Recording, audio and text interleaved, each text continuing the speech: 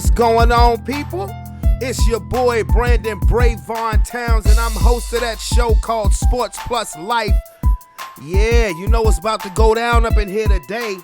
So guess what? Turn it off, turn it off, turn it all the way off. Yeah. Oh man, what is good, everybody? And everybody, what is good? Again, allow me to reintroduce myself. My name is Brandon Brevon Towns. This is Sports Plus Life, that sports show where we discuss all the major hot topics in the NFL, NBA, Major League Baseball, boxing. You probably will never hear hockey from us. But anyway, that's what we do. That's what I do. And definitely, if you're a first-time listener, hit that subscribe button and become part of the Sports Plus Life family. And get at us. Holla at me. Holla at your boy. I mean, it is a wonderful evening here in Richmond, VA. And like I said a couple of weeks ago, you're definitely going to be getting Sports Plus Life more often. I know I kind of had fell off the rails pretty much through the whole summer. But like I said, your boy is back. Your boy is in full effect. Your boy is having interviews as far as for the show. But ladies and gentlemen, it is Thursday, November 21st. 2019. And, you know, it is a week away. We're a week away, 7 days away from Thanksgiving. Why is that important to me? Because around Thanksgiving, matter of fact, the day before Thanksgiving of last year was the very first episode of Sports Plus Life. So we are coming up on our 1-year anniversary. But anyway, before I get started, I've been busy actually the last couple of weeks because I was singing. I don't know if any of you guys caught the Channel 12 news, not this past Sunday, but the Sunday before. I'm trying to think of the date. The Sunday before, I want to say, let's see. I wonder if you guys caught the news on Sunday, November the 10th. November the 10th. Yes, November the 10th. As was on NBC News, but that's not the most important part. One of my boys that I grew up with, went to middle school, high school with, Rudy Cunningham. He has this fall youth basketball league called All I Do Is Grind. They have the games over at John Rolfe Middle School, which is in the East End in Verona, Richmond, Virginia, or Henrico, Virginia. And it's absolutely awesome. You know, he asked me a couple of months ago because I sung the national anthem at an autism event. And he asked me, it was on Facebook Live. He asked me, could I sing at this basketball game? And I wasn't sure, you know, what kind of game it was. I thought maybe it was an adult league that he was playing in. Because when I tell you my man's can ball. Purest jump shot I ever played against. I will say that till the day I die. But when I got to the gym, it was, you know, kids. And the design was the way the uniforms looked in above the rim, of course, with the late, great Tupac Shakur, Dwayne Martin, Leon, Bernie Mac, late, great Bernie Mac. And, you know, I asked him what was going on, and he said, this is my league. It's middle schoolers, middle school kids from all over, you know, different counties, different areas. And it's something absolutely awesome. And it was on the news, and it's newsworthy because you have somebody that's doing something positive, a fall basketball league that's keeping our youth at such a influential time in their life between the ages of 11 and 14 years old, which is such an influential time where they could fall into the streets, they could fall into gangs, they could fall into anything negative, but instead they're out here playing basketball. And I think that is a beautiful, beautiful thing. I don't want to go into too much about Rudy's league. And because I would like to have Rudy on here to talk to him myself so you guys could listen. But that is awesome. That was something very wonderful. It was a pleasure and an honor to be able to sing the national anthem a couple of weekends in a row for that league. So, with that being said, everybody, without further ado, because I am fired up today. I'm a little under the weather. Maybe you can hear it in my voice. I'm a little under the weather, but I'm fired up today. So, without further ado, let's get to it.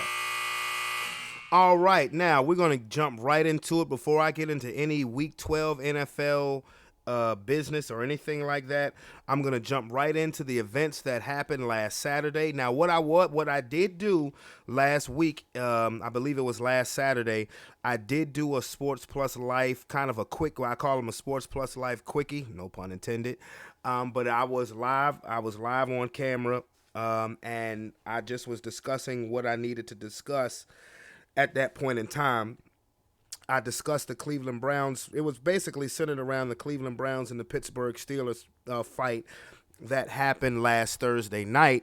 I'll get into that a little bit more. But I also mentioned quickly that Colin Kaepernick had a workout that was scheduled kind of last minute. It was supposed to be Saturday at the Mercedes-Benz Stadium in Atlanta, Georgia, where the Falcons play at. And it was pretty last minute. Kaepernick wanted him and his representatives asked for a request to move it to possibly a Tuesday, which is the NFL official NFL day off. That was denied. Colin Kaepernick wanted his own receivers. The NFL said that he would have to use the receivers that the NFL picked. That workout was also not going to be open to the media, that they were going to send out tapes and footage of the workout, and they were just looking for NFL teams to come and take a look at him for an open workout, because as we all know, Colin Kaepernick has not been in the NFL since 2016 because of the national anthem protests, where he took a knee during the playing of the national anthem, and he quite frankly was blackballed out of the NFL. There's no way around it. There's no way to sugarcoat it. Teams did not sign Colin Kaepernick because of the anthem protests. They can say any other thing that they want to about what his record as a starter was, particularly after Jim Harbaugh was not coaching the San Francisco 49ers. The fact of the matter is that Colin Kaepernick led a team to a Super Bowl, and then as his first year as a full-time starter, also led a team to an NFC championship game. And they were making it look like that he didn't have skills anymore to play a quarterback, and we all know that that was bullshit from the beginning. Biatch. It was bullshit from the beginning, because the president of the United States hopped on this narrative and completely changed the narrative. It was never any disrespect to the national anthem itself. It was bringing awareness to police brutality to people of color. That was happening again and again and again and again and again. And he had the courage to do so, and he was blackballed out the league. Nobody would sign him. Nobody would touch him. There were a couple of instances where, okay, I will say this. His girlfriend screwed it up as far as the Baltimore Ravens are concerned. She did screw that one up, posting the picture of Ray Lewis and the owner of the Ravens, posting a picture up of Steven and Calvin from Django. You know, that wasn't cool. But like I said, we all know what the real issue was, is that these white billionaires, these 30 white billionaires, because the Green Bay Packers don't have an owner and Shad Khan is not Caucasian descent, who is the owner of the Jacksonville Jaguars. These 30 white billionaires did not want their bottom line being affected because Colin Kaepernick took a stance against what the president made it seem like America, and it had nothing to do with the American troops. So we all know the backstory to that, but he finally was going to get a workout. But did you just hear the terms that I said earlier? Okay. Colin Kaepernick got this information, if I'm not mistaken, on a Thursday. On a Thursday. I said I came on Sports Plus Life on a Saturday. No, it was a Friday. But he got this information on a Thursday. He had to use receivers that the league picked. The press could not be available. Also, they wanted him to sign a waiver saying that should he not get signed by an NFL team, he could not file another collusion case against them. Are you fucking kidding me right now? So what did Colin Kaepernick do? Because a lot of people thought this was a publicity stunt off bat until the day before the workout. It was reported that some 20 to 22 some odd teams was coming to view the workout for Colin Kaepernick. So, okay, you figure, hey, dude might actually get signed. So, Colin Kaepernick, what he does is he takes it upon himself. He moves the workout to a local high school, and so the press can watch. He has his own receivers. He does not sign the waivers. And instead of about 20 to maybe 25 teams showing up, 8 teams showed up to the workout. Now, excuse me, this is what I'll say. Ever since that happened Saturday, Colin Kaepernick has been crucified in the media. And mainly, not just for moving the workout, but for his comments on an interview after the workout. I've been ready for 3 years. I've been denied for 3 years. We all know why I came out here, showed it today in front of everybody. We have nothing to hide. So we're waiting for the 32 owners, the 32 teams, Roger Goodell, all of them to stop running. Stop running from the truth, stop running from the people. We're out here, we're ready to play. We're ready to go anywhere. My agent, Jeff Nally, is ready to talk to any team. Interview with any team at any time. I've been ready, I'm staying ready, and I'll continue to be ready.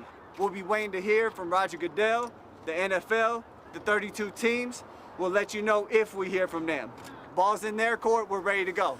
And like I said before, after that interview and after the rescheduling of the workout, Colin Kaepernick has been truly excoriated in the media, basically saying that he blew the only shot that he had to get back into the NFL and that he doesn't want to really be a quarterback. He just wants to be a martyr, and that he has basically all the negative publicity has come out. But you know what? Here's my thing. You're talking about an NFL league that has pushed this man out of the league.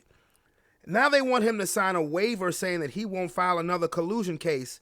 And people are saying, when you go for a job interview, if you're trying to get a job, you don't act like that. But let's call it what it is. Now, what it is that that he's looking for employment in the NFL. But let's also call it what it is. Why was he put out of the NFL anyway? He was unjustly pushed out of the NFL. Why is he having a workout when he should be in the league anyway? You mean to tell me that there are quarterbacks like fucking Nathan Peterman who is still getting an NFL check, Blake Bortles who is still getting an NFL check, sorry as dog shit. You suck. And you mean to tell me that Colin Kaepernick actually has to have a workout, whether the NFL set it up or not? Why is he even in this position? Because of some bullshit. Because people don't like to face the truth. People don't want to stand up to the truth. And because he addressed it, what do you do when something makes you uncomfortable? It's human nature to try to eliminate it. But Colin Kaepernick has to do all of this, backflips, this, that, and the third, to try to get back into a league that pushed him out, and he didn't do anything wrong. I'm not trying to be funny. We got Kareem Hunt in the NFL. Kicks a woman in the ass. Okay, we have Joe Mixon. I like Joe Mixon. I'm sorry to bring this up. But we have plenty of athletes who have done criminal activity, but get welcomed back with a red carpet and open arms from the NFL. And this guy who has done nothing law-breaking whatsoever, and he actually has to have a workout to get back in the NFL? Get the fuck out of here. Are you serious? And then people on TV, I'm sorry, a lot of people that I love and respect on TV, I disagree with them as far as the way they're coming at Cap, because they're really missing the bigger picture. People have been fighting on behalf of Colin Kaepernick to get him opportunity. The fuck you need to fight for? Huh? What do you need to fight for? These nuts. The Redskins picked up Josh Johnson last year, and he hadn't played in 5 years. Picked him up off the streets. And he was starting at the end of the season. If that don't tell you everything you need to know about the Colin Kaepernick situation, you must be Ray Charles, motherfucker. And even they could see that shit. I mean, come on. And if you don't like my language, so what?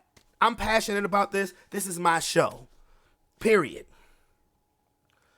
So that is the way I feel about the Colin Kaepernick situation. And they're saying, oh, Jay-Z is upset.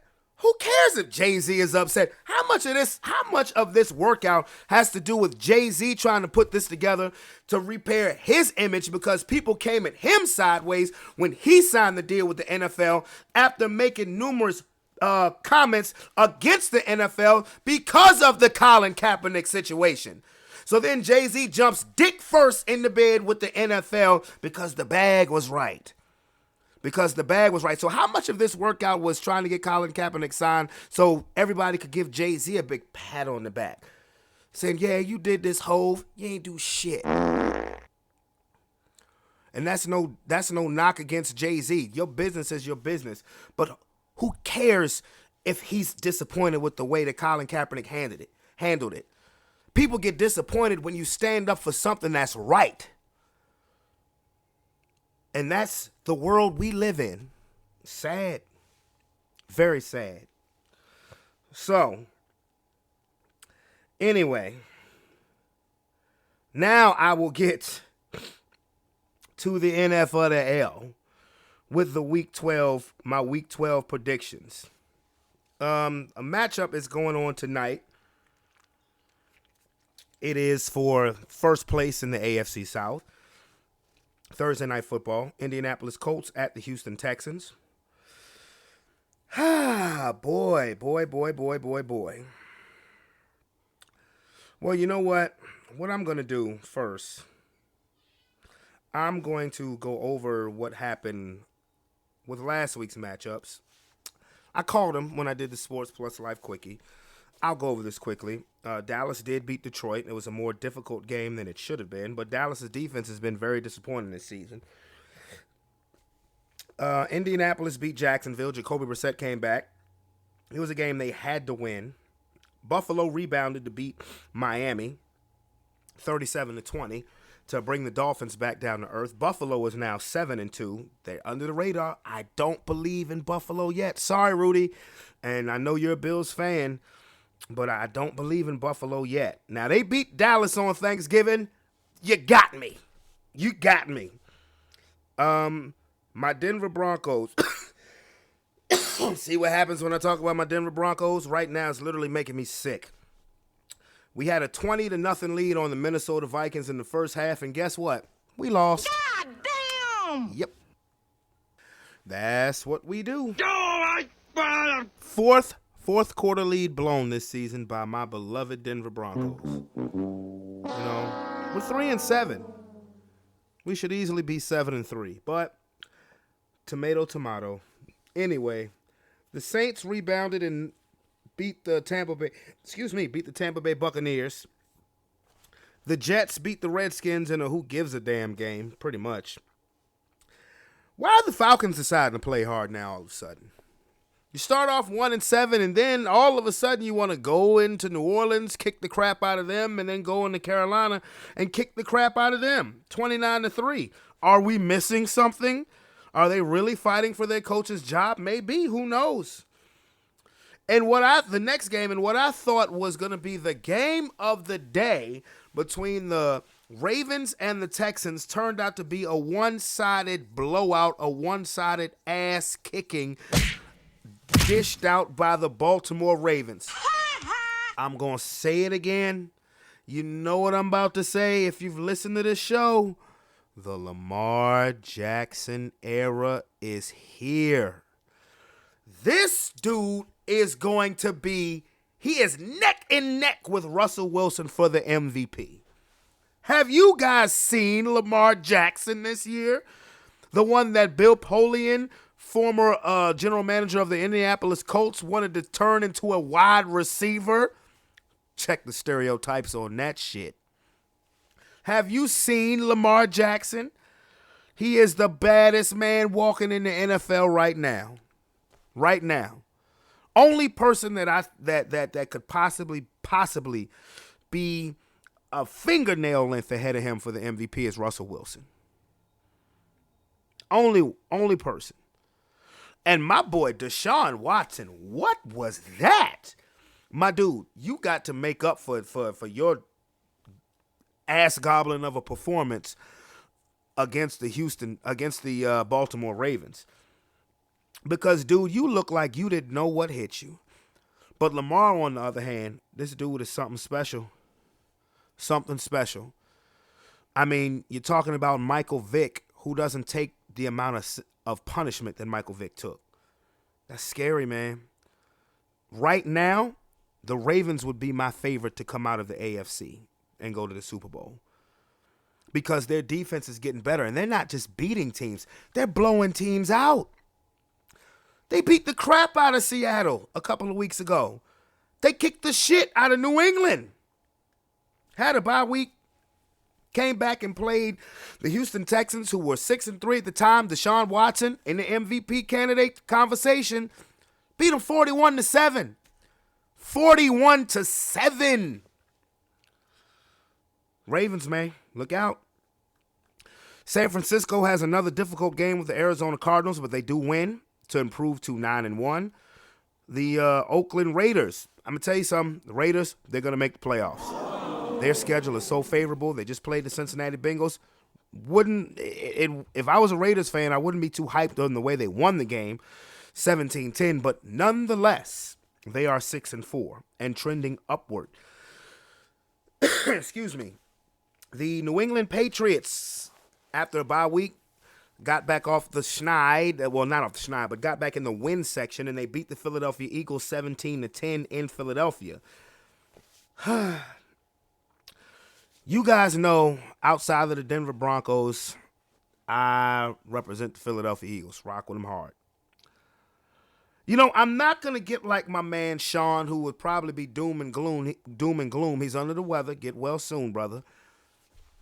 He's under the weather. But this is what I'm going to say about the Philadelphia Eagles.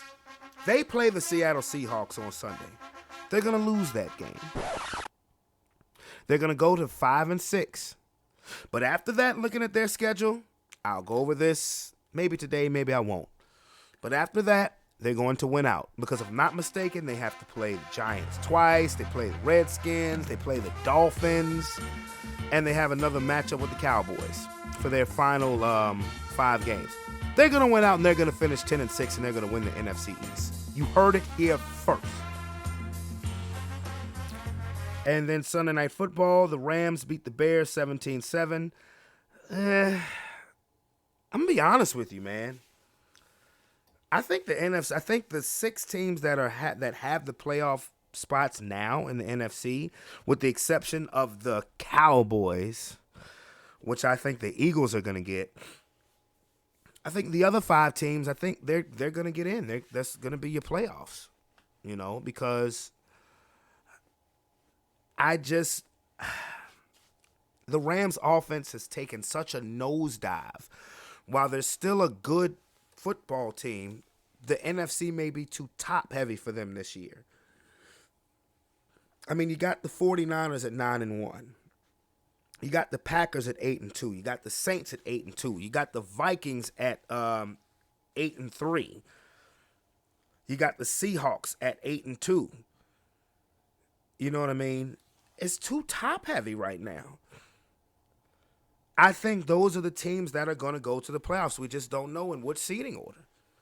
I think you're going to see the 49ers, the Packers, the Saints, the Seahawks, the Vikings, and the Eagles. Because ain't no way I'm picking Dallas. To hell with them. So, let me get back quick to Week 12. These matchups. I'll make my quick predictions. Texans and the Colts, I like Houston. Atlanta and Tampa Bay. The Falcons are rolling, so why not? Denver at Buffalo. You know, this is a game that actually I think Denver will probably win. Just because, you know, we do weird shit like that. We'll blow a 20-point lead to a team in the Vikings who I believe is going to be in the playoffs. And then we'll come to Buffalo and play a 7-2 team. And we'll have a lead, but we'll actually beat them. I'm actually calling for an upset. I think the Broncos will win. And it'll just piss me off because it shows the potential that this team has. God damn it! Giants at the Bears. Bengals at the Steelers at the Bengals. Steelers. Even though Mason Rudolph should not be playing. Look, let me make that clear. Crystal clear. Yes, Myles Garrett deserves a suspension and you don't swing a helmet at anybody. But who started that fight? It wasn't Myles Garrett. You try to rip Myles Garrett's helmet off. You try to kick him in the nuts. And then when he rips your helmet off, you go after him without a helmet on and you get mad because he swings the helmet? Bruh, really? Anyway, Dolphins at Cleveland. This is that late season push that everybody early in the season was saying that the Browns were going to make because of their schedule. I like Cleveland in this game. Panthers at Saints. Panthers. Raiders at Jets. Tell you, man, Raiders are making the playoffs. The Oakland Raiders are going to find a way to make the playoffs. The Raiders are winning. Seattle at Philly. I just said Seattle's going to win this game. They're going to win this game. Detroit at Washington. Who cares? Detroit. Jacksonville at Tennessee. Who cares? Well, I guess Tennessee does have a glimmer of hope. Tennessee will win that game. Oh, the last two games on the schedule I see for Sunday. They're the games of the day. Dallas at New England. Green Bay at San Francisco. They have since changed this to a Sunday night game. Green Bay and San Francisco was not the Sunday night game originally. Don't remember who was. Really doesn't make a difference. But Dallas at New England. I'm going to say this. And I really hate to say this.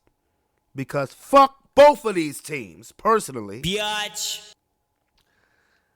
I actually think I would not be surprised if the Cowboys won this game. I'm serious. This game screams Ezekiel Elliott. The Patriots' run defense ain't all that. We talk about how they've been this historic defense. Well, not me, because I've said off bat, they ain't played nobody. You see how Baltimore ran the ball right down their throat. This game screams Ezekiel Elliott. Man. Out of pure, outright hatred for the Dallas Cowboys. My hatred for them is just a little bit more than the New England Patriots. So I'm going to pick the Patriots to win, but I honestly would not be surprised to see the upset. I would not be surprised to see the Cowboys beat the Patriots because I'm looking at the matchups. And the matchups favor Dallas. They really do. And I'm being objective. I am. I'm only not being objective with my pick, but the matchups favor the Cowboys. Now, Green Bay versus the 49ers, oh, man, toss up. Because whether you want to realize it or not, over the last 4 games, Garoppolo has played a whole lot better. Both defenses are real.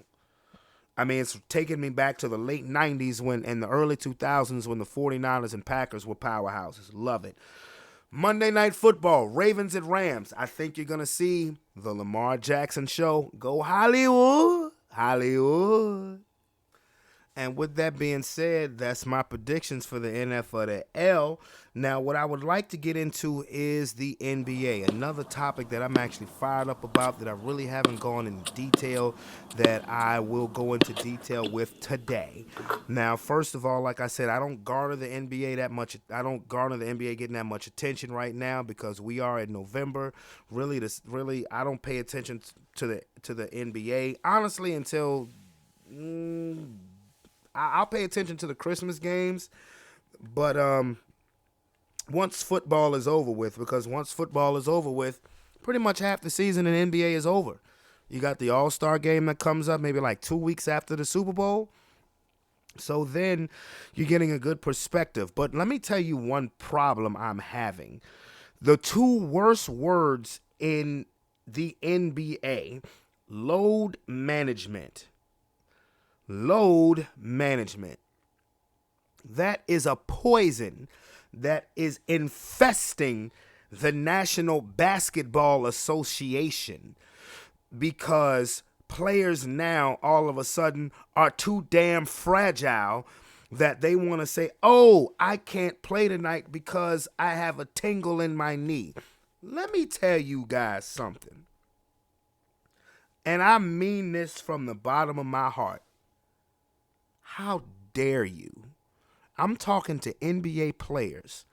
that want to go off and do this load management shit that is robbing the NBA paying customer, that all of a sudden we don't give a damn about if you're a player in the National Basketball Association. The same game that you were a fan of when you were a kid and a teenager, you're now deciding to cheat. And the main person I'm talking to, yes, is Kawhi Leonard. and I love Kawhi as a player. I do. And I'm also talking to Greg Popovich because he started this shit. Bullshit! Absolutely. Load management is a poison that has infested the NBA. As a fan, I don't want to come to an NBA game now, because if I am a Clippers fan and I'm living in Richmond, Virginia, and the Clippers come out to play the Wizards, now the Wizards are trash.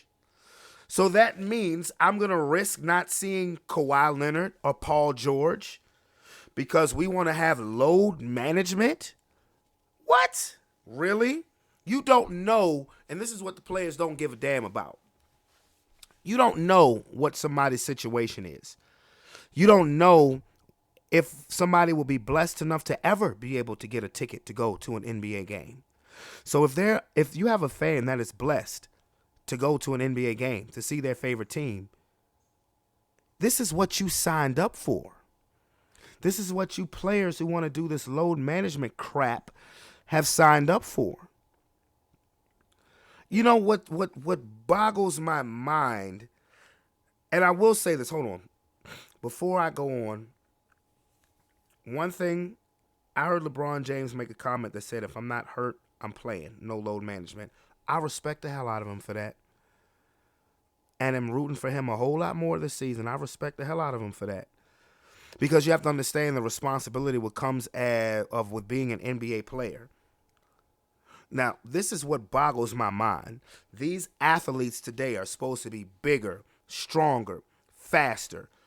But something's lacking, and that is called durability. Durability is sorely lacking major shit in these new-aged athletes.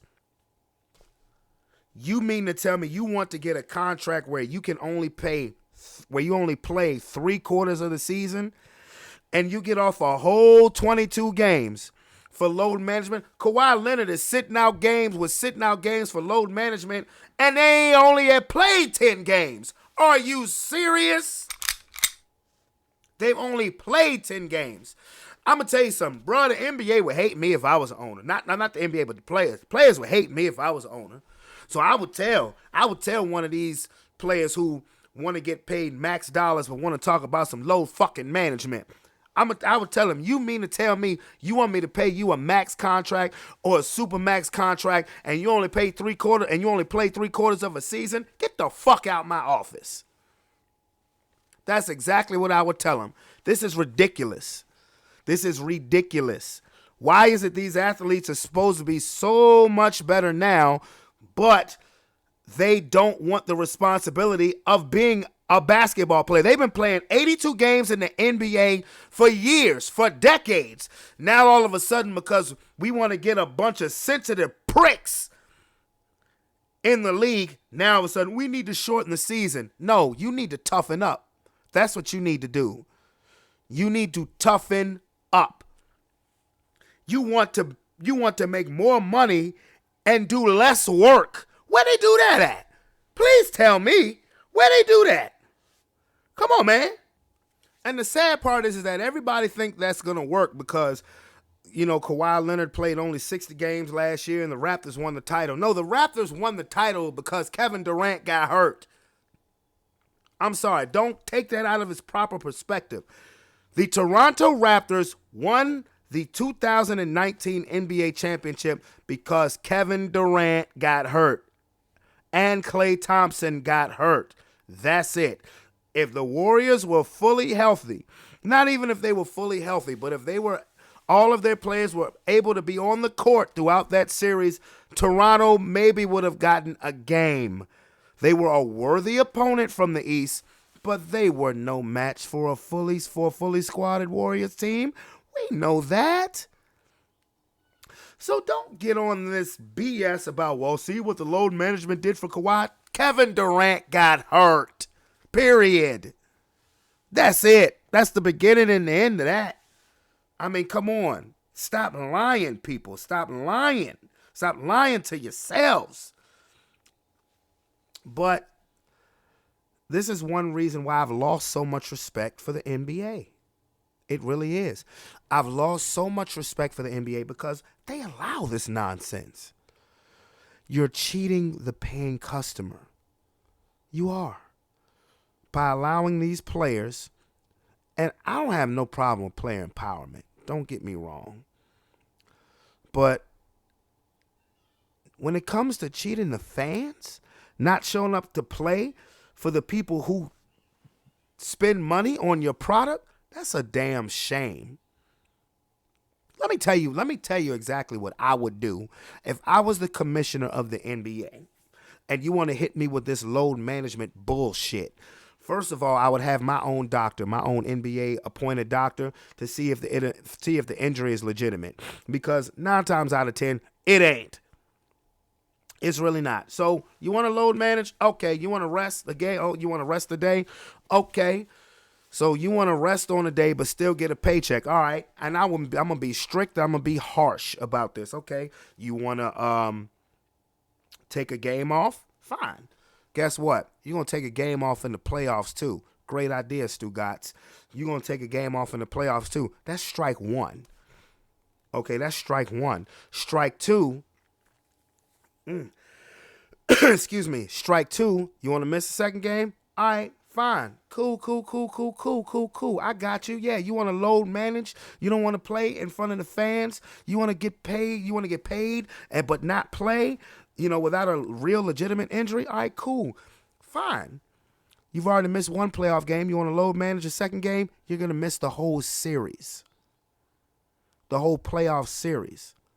And you're going to be suspended 20 games next season. Or if it's depending on how many games is left in that season, you'll be suspended 20 games plus miss an entire playoff season. You need load management? Get all you can get, but it's 20 games without pay, biatch. Strike 3, that's strike 2. Strike 3, you're suspended a whole year. Plus, there's going to be a steep $1 million fine, and your team is going to lose draft picks. Load manage that. You're an NBA player. Get out and play. I'm not going Trump and saying shut up and dribble, but you're cheating the fans. That's what I'd do if I was a commissioner. Oh, they'd hate me. If you don't like it, go to the Big 3. I love the Big 3, or go overseas. Quite simple. All right. So with that being said about the NBA of the A, let me get into the NCAA right quick. Subject that kind of touched my heart briefly. And that is the Memphis Tigers. Freshman James Wiseman, who now cannot play for 12 games because apparently then booster, now coach, former NBA star Anthony Penny Hardaway gave his mom $11,500 a couple of years ago while he was still in high school. So now apparently that's been found out, and he's now suspended for the next 12 games for violating the NCAA rules. Look, so what? This is what pisses me off about the NCAA. You're going to tell a kid, you're going to tell an 18-year-old that they can't play basketball because somebody gave his mother some money when he was in high school? So we just control what your finances look like, even if you're not an NCAA athlete yet. And even if you were, who the fuck are you? You don't know what kind of financial strait that woman and her son and their family were in. And Penny Hardaway saying, hey, I'm going to give you $11,500. So what? Who wouldn't take that if you're struggling? And another question is, how does that affect anybody who's sitting on that NCAA board? How does that affect their everyday life? Why is that so important? Well, because he said, hey, I'm going to take this money, or she said, hey, I'm going to take this money and my son will play for you when you're the coach of Memphis. So what? We all know he was going to be one and done anyway. He's predicted to be the number 1 pick overall. Kid can ball. But who the hell is the NCAA to say who you can and cannot take money from, man? This is what pisses me off about the NCAA. You try to control the narrative, try to pretty much control an athlete's life. Meanwhile, what is the NCAA?